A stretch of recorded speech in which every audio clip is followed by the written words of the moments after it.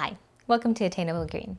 I'm Jess, and today we're going to be talking about some lessons I've learned about orchid growing in 2020 and some new goals that I have for 2021. So let's get started. The first lesson and the biggest lesson that I learned this year is that necessity is the mother of invention. And basically that just means that I had to be really creative and resourceful this year because during the pandemic, a lot of things were thrown through the loop. Not only were certain things hard to find, but the prices increased, or things in general were just not as available as it once was. So I had to figure out new ways to cope with that and to figure out how to still grow my orchids well without using those things. For example, hydrogen peroxide and rubbing alcohol has been in high demand throughout this entire year. Without using these items, I had a different alternative, and that is 5-20. 5-20 does similar things to what rubbing alcohol or hydrogen peroxide would do. And I found that 5-20 was a lot more readily available than the other items. So from now on, I am using 5-20. Not only was sterilization equipment scarce, but it was also hard to get pots and media during this time. During that time, I just had to delay repotting for some of my plants, and also I started looking for other alternatives. Although I know you don't need orchid-specific pots, and most of my pots are just general nursery pots, I could also make do with some of the plastic bottles I have that are used for most food containers. So those have also been a way for me to use a pot without actually buying or purchasing an actual pot for my plant. As for media, I had to branch out from my usual suppliers. When I first started orchid growing, I didn't know how potting mixes affected plant growth. I just assumed that cheap ones were bad quality and expensive ones were good quality, and that was it. But this year made me really reconsider, do I really need to spend that much money for a high quality mix, or can I make my own custom blend? So this year I learned that if there is a plant that needs to be repotted yearly, I can afford to get away with cheaper mixes because I'm going to be repotting them anyway, and so I don't want to throw out an expensive mix. However, I also realized that I don't need to buy the most expensive mix out there. And by doing a custom mix of orchiata bark with some perlite and some other additives, that's sufficient for growing the majority of my plant. I think as I get better at orchid growing, I'll figure out and fine tune my mix. But for now, just getting a decent, well-draining mix is fine for me. It doesn't have to be the most expensive and doesn't have to be the cheapest. Now, the last part of this lesson that I learned is that sunlight and getting the right light is important for the plants. Now, this may sound very simple and basic, but at the beginning of this year, I actually thought about getting some grow lights for my indoor space. And because of the pandemic, I couldn't get my hands on a lot of the grow lights that I wanted, and I just ended up putting a lot of my plants outdoors instead, giving it natural sunlight. And it seemed like that was the best thing for them because they just thrived in that environment a lot better than they would have indoors. So overall, because of the pandemic, I actually realized that just keeping things simple and being creative is all you need for orchid growing. You don't need expensive mixes, you don't need fancy pots, and just make do with what you have and you can still grow great plants. So the next lesson that I learned is to dial in your culture and everything will follow. When it comes to growing orchids, there are about 5 parameters that we look for to really hone in on growing orchids well. So basically the 5 elements are light, watering, repotting, fertilizer, and media. So in each of those categories, if you master that particular parameter, it will definitely increase your success in orchid growing. And for me, I think focusing a lot on getting good lighting and good watering did wonders for my plant. This concept is really similar to what I found in the photography industry, where they always say the camera and the gear is not as important as the eye of the photographer. Now, this is also true to orchid growing because no matter how fancy your setup is, how expensive your pot, your mix, all of those things, it doesn't matter as much as you, the individual, knowing and understanding your plant better. So the more knowledge that you have about growing your plant, the better success you will have. So it doesn't matter even if you have the best mix, the best pots, the best setup. That may not always give you the best success. Granted, it may help you skip a couple of mistakes along the way, but nothing really replaces actual knowledge and understanding of how to grow orchids. Here in Southern California, we get plenty of sun, but not a lot of rain. And so for me, I have to adapt my growing culture to my environment and figuring out what works for me and how it would benefit my plants. So the biggest change I have from last year is that a lot of my plants are outside. About half of my collection now is spending its time outdoors 24/7, and half of my plants are indoors right next to the window. I do have one grow light set up, but that's primarily for seedlings, and I haven't had to add any more equipment to my current collection. So the second component after lighting is watering. And this year I just really focused on getting my watering frequency correct. And that just meant that for some of my plants, like my catasetums, I really had to water according to monsoon-like conditions. So in the summer, I just watered it heavily. And then when it was time to go into dormancy, I backed off the watering pretty strongly. I noticed that during the summertime, by watering heavily and keeping the plants well hydrated, I didn't have to deal with as many pests or stress issues that I had in the past. And also during the winter season, as I'm backing off on watering, a lot of my plants aren't rotting as much, so I don't have as many problems or struggles that I had with water when I first started. So by dialing in those two elements, I think I just did a little bit better and improved my growing process. I'm sure as I continue to improve on other areas like potting media or fertilizer, those things will also enhance my growth.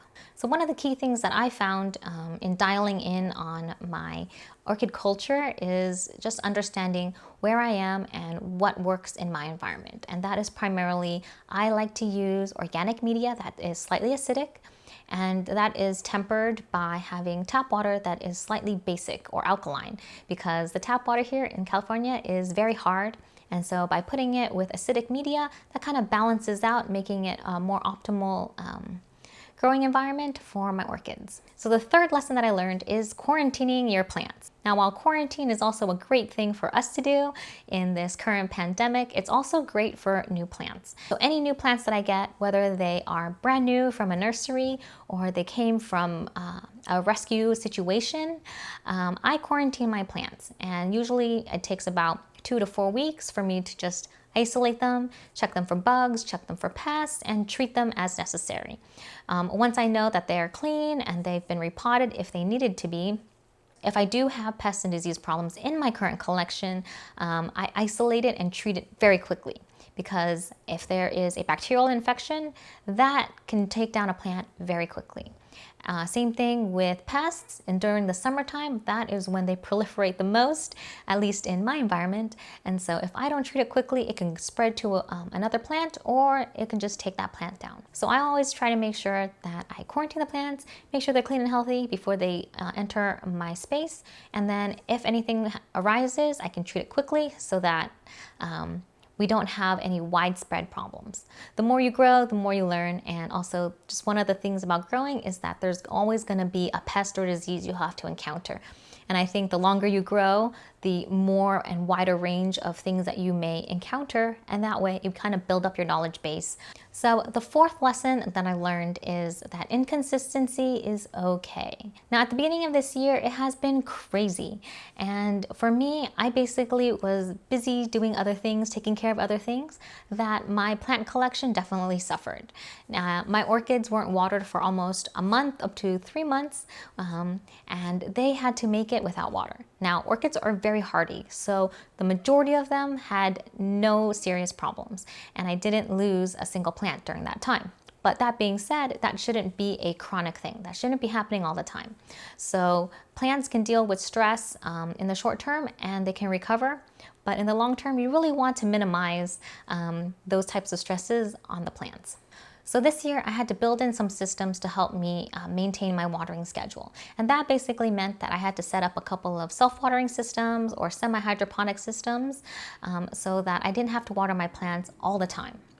That definitely made it a lot easier for me to focus on some of the plants that really need special care or certain watering practices so that all my plants don't suffer. And for the most part, it's fine. My collection did grow quite a bit this year, and so my watering schedule also increased. So by having some self-watering setups, it definitely made it a lot easier to grow my plants. Also, I think it is a boon to understand your lifestyle so that you can pick the plants that match you. And for me, having a portion of my plants that go dormant in the wintertime has been great. The winter season tends to be really busy for me for some reason, and I'm not always able to keep up with videos. So by having some of the plants go dormant, I don't have to worry about them. I have less watering to take care of, and that way I can enjoy my plants more. And that brings me to the last lesson that I learned in 2020 is to just enjoy your plants no matter what. Sometimes there will be losses, but overall, if these plants bring you joy and continue to give you a lot of satisfaction, then please continue growing plants and growing orchids. I love orchid growing. I love learning about it. I love looking at the plants, figuring them out, observing how they grow, and just everything about them is really fascinating. So this year, I definitely tried to focus on enjoying my plants and also trying to decrease the things that I don't like about orchid growing so that I can enjoy my plants more. That might be stretching the time that I need to repot plants, or watering the plants, figuring out ways so that I can enjoy this hobby without it being a burden. So those are some of the lessons that I've learned in 2020 when it comes to orchid growing. And looking ahead at 2021, there are some goals that I'd like to focus on. So the first thing I want to share as a goal is that I want to go into flasking. Now, if you follow this channel, you would know that I started growing some plants from flask, and that basically means those are baby orchids. They come in kind of like a sealed container, and then you take them and put them and adjust them to the ambient environment. So the goal for understanding how seedlings grow and being able to take care of them and have them survive was just one step towards getting to flasking and making my own flasks. So for 2021, I really want to try to focus on pollinating a couple plants, figuring out how the seed pods develop, and being able to flask my own seedlings. It'll be a new experience, but I am definitely looking forward to trying my hand at flasking. The second thing I want to do with my orchid collection is to become a better curator of it. And that means that I will have to downsize a good portion of my collection so that I can focus on the things I really want to grow. When I first got started in this hobby, I basically picked everything that caught my eye that was relatively within reason that I could grow in my environment. Now, because I did that, there are some things that, looking at it now, I'm not as excited to grow, or they just didn't do well for me, or there's a host of other reasons why I am not as interested in those plants. And so I think the best thing to do would be to give them away so that other people can enjoy those plants. Not only that, I just really want to hone in and focus on a smaller group of plants so that I can get better at growing them. Now, everybody has their own preferences, and for me, I'm really into Miltoniopsis and Cloaceas right now. And I'm kind of trying to narrow that focus of those because I like growing them and I want to get better at growing those. Not only am I trying to downsize my collection, but I also want to add a couple of things. And next year, I want to add some terrestrials. Kind of leaning more towards like the habanerias and the corybas and the novilias. And I just want to see how these ones grow. So I'm going to be spending some time trying to understand some tuberous terrestrial orchids. So the fourth goal is to get better at displaying orchids.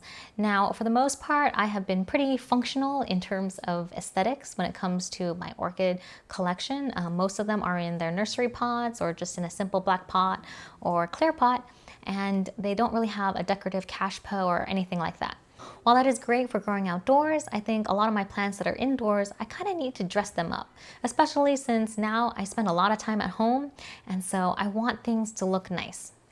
I'm making slow additions to have some decorative containers, but also I'm going to trial some other ideas like kokedamas or these kind of bonsai-like setups because I find them really fascinating. They're very aesthetically beautiful and they make for a cohesive kind of arrangement versus just putting a bunch of plants together and making them, kind of sit there.